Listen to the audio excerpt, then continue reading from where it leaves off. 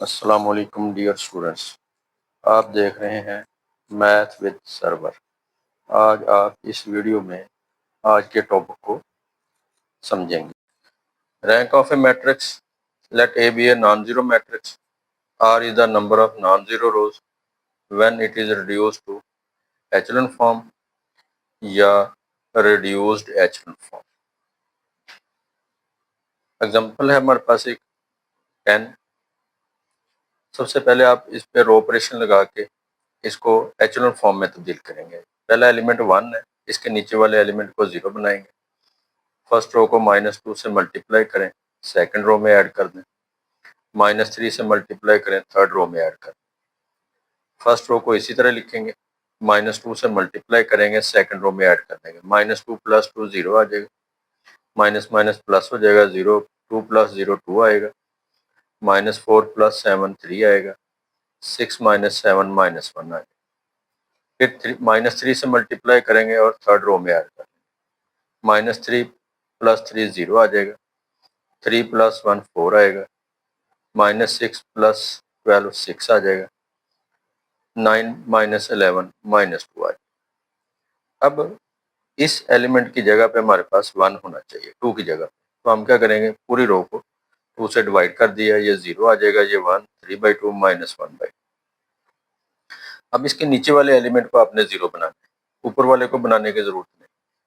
तो second row को -4 से मल्टीप्लाई करें, 0 + 0 0 आ जाएगा, -4 + 4 0 आ जाएगा।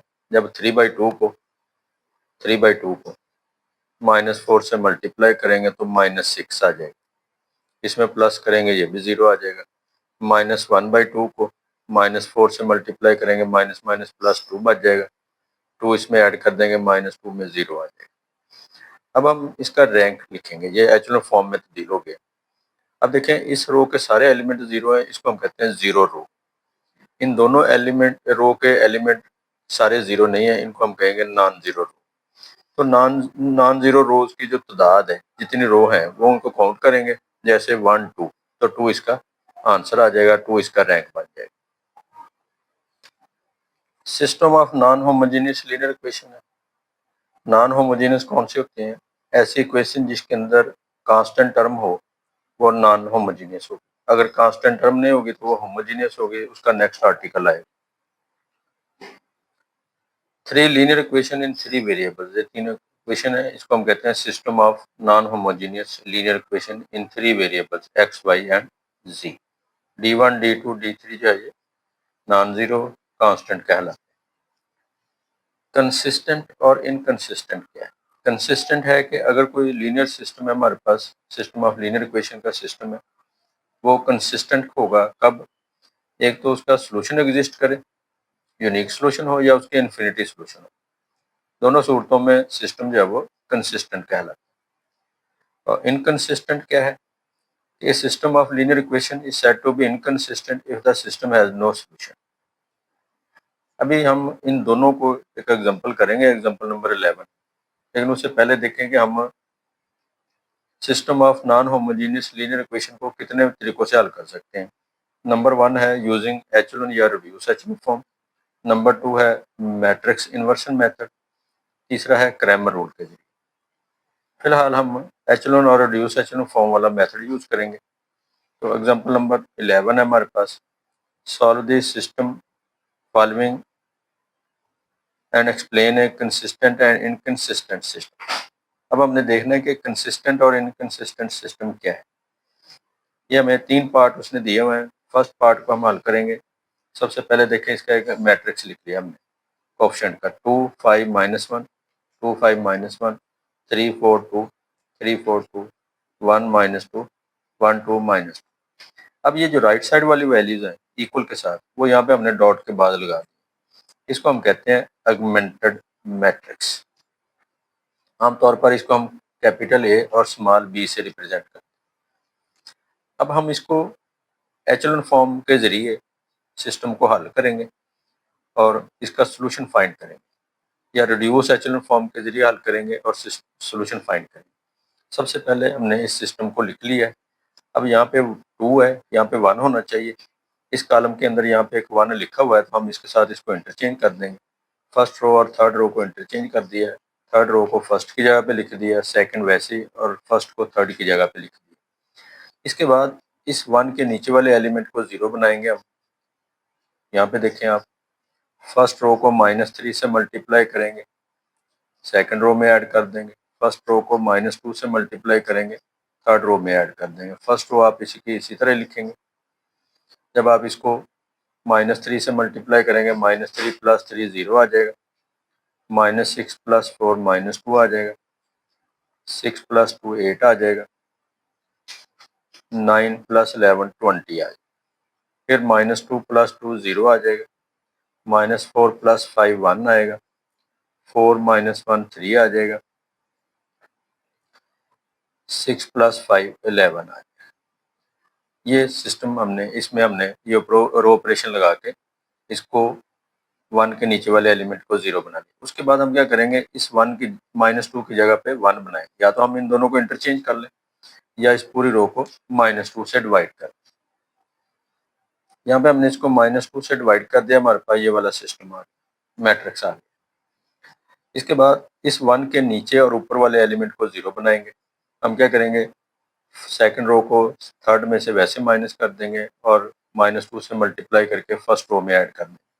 अब पहले हम सेकंड को फर्स्ट में थर्ड में से माइनस करते हैं, ये 0 0 आ जाएगा, -1 + 1 0 आ जाएगा, 4 + 3 7 आ जाएगा, 10 + 1 11 21 आ जाएगा।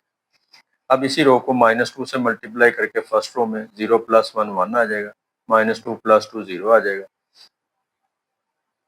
8 - 2 6 आ जाएगा, 20 - 3 17 आ जाएगा। अब यहाँ पे हमारे पास 7 की जगह पे 1 होना चाहिए, तो हमने इसको थर्ड रो को 7 से डिवाइड कर दिया, तो ये आ जाएगा 0 0 1 और 3। अब इस 1 के ऊपर वाले एलिमेंट को भी 0 बनाएंगे। थर्ड रो को 4 से मल्टीप्लाई करके सेकंड रो में, थर्ड रो को -6 से मल्टीप्लाई करके फर्स्ट रो में ऐड कर दें।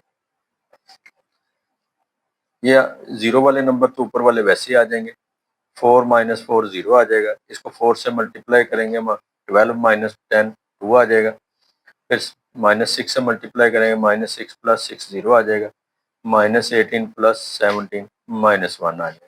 देखिए ये हमने इसको रिड्यूस एचेलॉन फॉर्म में तब्दील कर दिया। अब ये x1 का कॉलम है, ये x2 का कॉलम है, ये x3 का या x, y और z का कॉलम। तो x की वैल्यू -1, x2 की y की वैल्यू 2 और z की वैल्यू 3।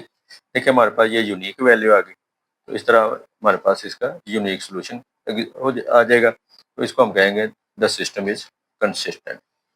दूसरा पार्ट है, इसका भी हमने ऑगमेंटेड मैट्रिक्स ले लिया है। अब इसका चूंकि पहला ही 1 लिखा हुआ है तो हम इसके नीचे वाले एलिमेंट को 0 बनाने के लिए फर्स्ट रो को -2 से मल्टीप्लाई करेंगे, सेकंड रो में ऐड कर देंगे। फर्स्ट रो को -3 से मल्टीप्लाई करेंगे, थर्ड रो में ऐड कर देंगे। अब इस फर्स्ट रो इसी तरह लिख देंगे, -2 से मल्टीप्लाई करेंगे, -2 + 2 0 आ जाएगा, -2 - 1 -3 आ जाएगा, -4 + 7 3 आ जाएगा, -2 + 11 9 आ जाएगा।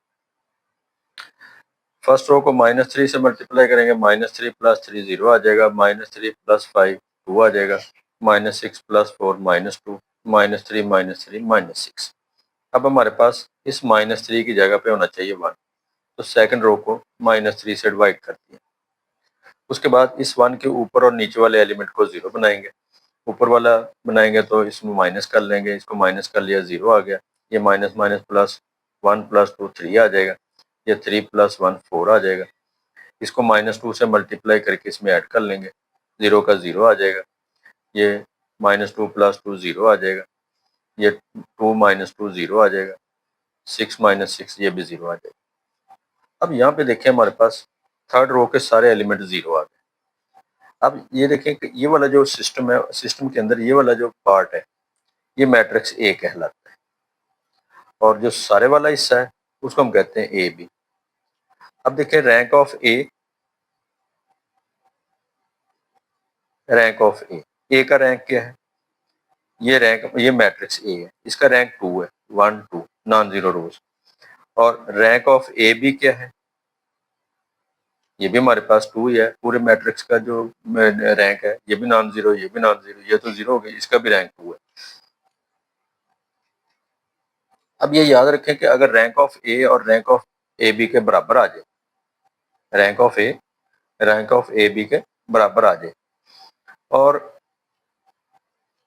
फिर हम जो हमारे पास थर्ड वेरिएबल होगा जैसे z है, उसकी वैल्यू हम फर्ज करेंगे अपनी तरफ से, तब भी सिस्टम कंसिस्टेंट होगा। और उस वक्त हम क्या करेंगे, z की वैल्यू को हम सपोज कर लेंगे, z अगर हम t फर्ज कर लेते हैं, इसको आप सिस्टम में लिखें दोबारा 1 0 3 4 को, ये आ जाएगा x प्लस, इसके साथ x मल्टीप्लाई करेंगे, दूसरे के साथ y मल्टीप्लाई करेंगे, 0 हो जाएगा, तीसरे के साथ z मल्टीप्लाई कर देंगे इज इक्वल टू 4, ये x वाली रकम 0 हो जाएगी, y माइनस z माइनस 3 आ जाएगा, ये 0z 0 के बराबर, 0 0 ये तो ठीक है, लेफ्ट साइड राइट साइड के बराबर है, लेकिन हमारे पास z की वैल्यू नहीं है, तो हम z की वैल्यू यहाँ पे क्या फर्ज कर लेंगे, t को यहाँ पुट करेंगे, तो y की वैल्यू हमारे पास आ जाएगी 4 t माइनस 3, और यहाँ पे पुट करेंगे तो x की वैल्यू आ जाएगी 4 माइनस 3t। अब t की जितनी डिफरेंट वैल्यू आती जाएंगी उतने सोल्यूशन हमारे पास आते हैं। अगर 0 होगा, t की वैल्यू 0 होगी, तो y हमारे पास -3 z 4 के बराबर आ जाएगा। अगर z की वैल्यू 1 होगी तो y हमारे पास आ जाएगा -2 और x आ जाएगा हमारे पास 1। इस तरह जितनी डिफरेंट वैल्यू हमारे पास z की होंगी उतने डिफरेंट इसके आंसर आते जाएंगे। तो इसका मतलब है इसके इनफाइनाइट नंबर ऑफ सोल्यूशन आ जाएंगे हमारे पास, इन्फिनिटी सोल्यूशन आएंगे, लेकिन सिस्टम तब भी ये कंसिस्टेंट होगा।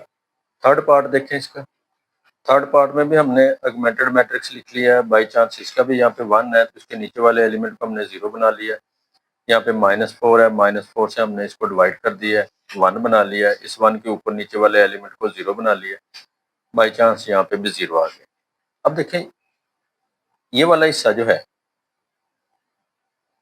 ये मैट्रिक्स ए कहलाता है, इसका रैंक हमारे पास क्या है 2 1 2 नॉन जीरो, लेकिन रैंक ऑफ ए बी जो है पूरे मैट्रिक्स का जो रैंक है पूरे मैट्रिक्स, अब देखिए ये भी नॉन जीरो, ये भी नॉन जीरो, ये भी नॉन जीरो, यहाँ पे 4 है तो सारी रो 0 नहीं है, इसका रैंक 3 आता है, इसका रैंक 2 आता है, ये इक्वल नहीं है।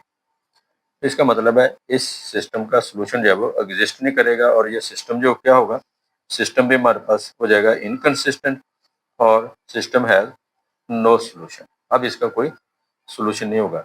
नेक्स्ट हमारे पास मेथड है मैट्रिक्स इन्वर्शन मेथड, जिसमें हम मैट्रिक्स का इन्वर्स फाइंड करके उसका सोल्यूशन फाइंड करते हैं। तो हमारे पास एक सिस्टम दिया हुआ है एग्जांपल नंबर 12 के अंदर, हमने इसके मैट्रिक्स फॉर्म में लिख लिया। मैट्रिक्स फॉर्म में कैसे लिखते हैं, पहले x1 का कोफिशिएंट, x2 का 1 1 -2 1 पहली रो में लिख देंगे, 2 -3 2 सेकंड रो में, 2 2 1 थर्ड रो में। अब जो variable x1 x2 x3 use हुए वो हम कॉलम मैट्रिक्स में लिख देंगे, राइट साइड वाली रकम राइट साइड पे ही हम मैट्रिक्स में लिख देंगे।